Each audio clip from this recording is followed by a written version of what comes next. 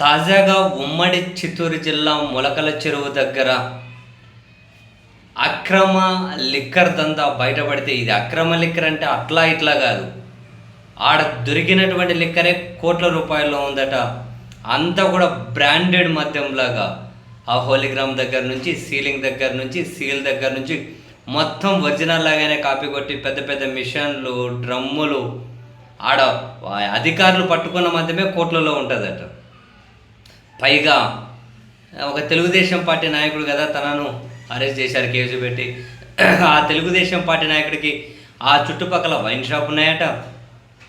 ఈయన తయారు చేసే మద్యం ఏదైతే ఉందో దీన్ని ఆ చుట్టుపక్కల డాబాలు అంటే అదొక పెద్ద ఏమంటారు, ఎప్పుడు బిజీ రోడ్ అది. మదనపల్లి, అంగళ్ళు, మొలకల చెరువు, తనకల్లు, కదిరి, ఇదంతా కనుక ఎప్పుడు బిజీ రోడ్డు.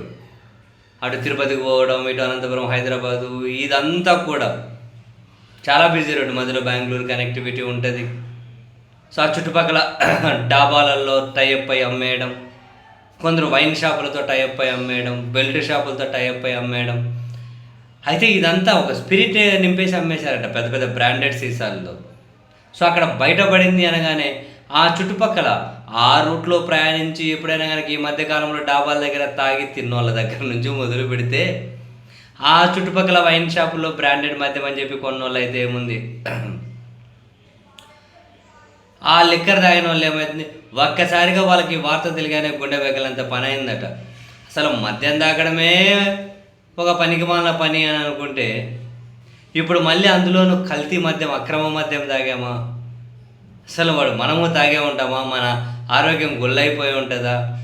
అది మన పొట్టలో పడి ఉంటుందా? మనం కొన్న వైన్ షాప్ దగ్గర అది ఉండి ఉంటుందా? మనం కొన్న ఏమంటారు బెల్ట్ షాప్ దగ్గర ఉండి ఉంటుందా అని వాళ్ళు రెగ్యులర్గా ఎక్కడైతే కొంటూ ఉన్నారో అక్కడ ఇది బయటపడిన దగ్గర నుంచి అడుగుతూ ఉన్నారట పోయి, ఏమయ్యా అక్కడి నుంచి ఏమైనా తీసుకున్నారా? ఎవరు చూస్తారు తీసుకున్నామని చెప్పి. అండ్ కొందరు మందు బాబులు అయితే తెలిసిన పక్కన వాళ్ళను, ఆ మందు ఎక్కడ మనం పొట్టలోకి వచ్చి పడిపోయిందో, ఏం అక్రమ మద్యమో, మామూలుగానే డబ్బులు కుప్పలు పెట్టి తాగుతూ ఉన్నాం, ఏది ఒరిజినలో ఏది కాదో తెలియకుండా పోయిందని చెప్పి ఆ చుట్టుపక్కల జిల్లాల్లో కూడా ఒకటి అట్లా వచ్చిపోయే వాళ్ళు ఆ రూట్లో ఎక్కువగానే ఉంటారు. అటు ఉమ్మడి చిత్తూరు జిల్లా, ఉమ్మడి కడప జిల్లా, ఉమ్మడి అనంతపురం జిల్లా, మరొక పక్క కర్ణాటక బార్డర్, అది దొరికిన సరిగ్గా కోట్లలో ఉంది అంటే ఈ జస్ట్ ఇమాజిన్. ఎంత అమ్మేసి ఉంటాడో, ఎంతమందికి ఒళ్ళు హోనం చేసి పెట్టేసింటారో, ఎంతమంది ఆరోగ్యాలు నాశనం చేసి పెట్టింటారో. ఏం చేద్దాం, ఎవరు సీరియస్గా తీసుకునేది ఎవరు? ఇటువంటివే అంతా కల్తీనే అయిపోయింది. మద్యం దగ్గర నుంచి మొదలు పెడితే ఇంక అన్నీ. అసలు వాటిని కంట్రోల్ చేసే ఆ సీరియస్గా బాధ్యతను కానీ ఎవరు ఫీల్ అవ్వడం లేదు.